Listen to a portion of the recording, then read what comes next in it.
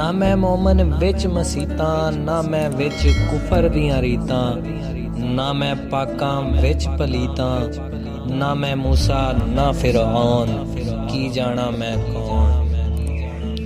ना मैं विच पलीती पाकी, ना विच शादी ना गमनाकी, ना मैं आबी ना मैं खाकी, ना मैं आतिश ना मैं भौण, की जाना मैं कौन। ना मैं बेद मजहब दा पाया, ना मैं आदम हवा जाया, ना कुछ अपना नाम दोहराया, ना विच भैण ना विच भौण, की जाना मैं कौन। अव्वल आखिर आप नू जाना, ना कोई दूजा होर पछाणा, मैथों होरन ना कोई सियाणा, की जाना मैं कौन।